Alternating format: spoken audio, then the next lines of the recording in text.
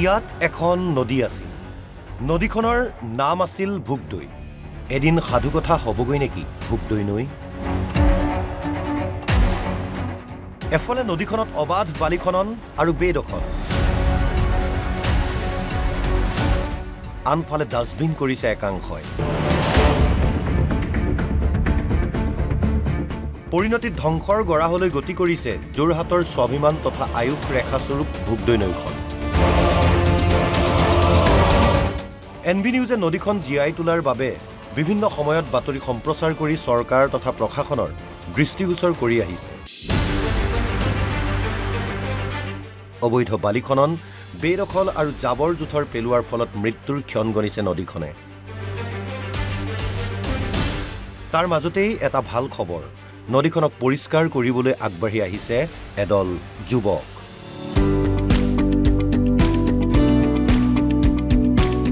যোৰহাট অসামৰিক প্ৰতিৰক্ষা বিভাগৰ উদ্যোগত আৰু যোৰহাট জিলা প্ৰশাসনৰ পৃষ্ঠপোষকতাত এদল প্ৰশিক্ষণপ্ৰাপ্ত অসামৰিক প্ৰতিৰক্ষা বিভাগৰ অস্থায়ীভাৱে নিয়োজিত কৰ্মীয়ে ভোগদৈ ৰক্ষাৰ স্বাৰ্থত নামি পৰিছে ভোগদৈৰ বক্ষত পেলনীয়া জাবৰ জোথৰ ভৰি থকা ভোগদৈ নৈখন চাফা কৰি মূল খুঁটি বুৱাই নিয়াৰ চেষ্টা কৰিছে 10 দিনীয়া কাৰ্যসূচী হাতত লৈ ভোগদৈ বচাও অভিযানত নামি পৰিছে এওঁলোক যোৰহাটৰ ভোগদৈ নদীখন হৈছে আমাৰ যোৰহাটৰ আয়ুষ ৰেখা যোৰহাটৰ হৃদপিণ্ড বুলি যাক কোৱা হয় আৰু ভোগদৈ নদীৰ লগত যোৰহাটৰ সাংঘাতিক ধৰণৰ জনজীৱনৰ এটা সম্পৰ্ক আছে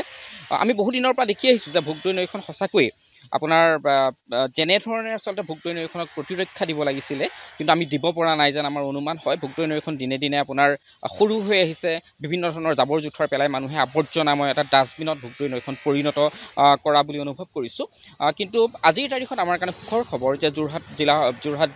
ডিষ্ট্ৰিক্ট এডমিনিষ্ট্ৰেশ্যনৰ উদ্যোগত আমাৰ যোৰহাট চিভিল ডিফেন্সৰ গোটেই কৰ্মীসকলে তাত এটা কাৰ্যসূচী ৰূপায়ণ কৰিছে যোৰহাটৰ আমাৰ ভোগদৈ নদীখন পৰিষ্কাৰ পৰিচ্ছন্নতাৰ ক্ষেত্ৰত ইতিমধ্যে তেওঁলোকে ষ্টেপ বাই ষ্টেপ কাম আৰম্ভ কৰিছে যিখিনি আপোনালোকৰ সংবাদ মাধ্যমৰ যোগেদি আমি জানিব পাৰিছোঁ খুব ভাল কথা আৰু খুব সুখৰ খবৰ আমি আশা কৰিছোঁ নিশ্চিতভাৱে ভোগদৈ নদীখন পুনৰ আগৰ দৰে জাকত জিলিকা হৈ উঠিব উল্লেখ্য যে ভোগদৈ বচাবলৈ হ'লে ভোগদৈৰ পাৰত অবৈধভাৱে গঢ় লৈ উঠা বিভিন্ন বাসগৃহ আৰু অবৈধ বালি খনন বন্ধ নকৰিলে ভোগদৈ যে ইতিহাস হ'ব সেয়া নিশ্চিত প্ৰশাসনে অকল নদীখন চাফা কৰিলেই নহ'ব এই আনুষংগিক বিষয়বোৰৰ ওপৰতো গুৰুত্ব দিব লাগিব বুলি মন্তব্য কৰিলে স্থানীয় সচেতন লোকে ভোগদৈ নৈখন উদ্ধাৰৰ কাৰণে প্ৰচেষ্টা চলাইছে এইটো ইতিবাচক বিষয় আচলতে এই কামখিনি আগতেই কৰিব লাগিছিল আৰু জিলা প্ৰশাসনৰ উদ্যোগটো দেখি আমি সন্তুষ্ট হৈছোঁ কিন্তু লগে লগে এই কথাটো ক'ব লাগিব যে বিগত সময়ত ভোগদৈখনত অবাধ বালি খনন হৈ আছে তাৰ সমান্তৰালভাৱে বিভিন্ন বেদখল হৈ আছে সেই বেদখলবোৰ উচ্ছেদ কৰিবৰ কাৰণে জিলা প্ৰশাসনে দৃঢ় পদক্ষেপ গ্ৰহণ কৰিব লাগে ভিডিঅ' জাৰ্নেলিষ্ট মেঘজ্যোতিৰ সৈতে যোৰহাটৰ পৰা পিংকু বৰাৰ ৰিপৰ্ট এনবি নিউজ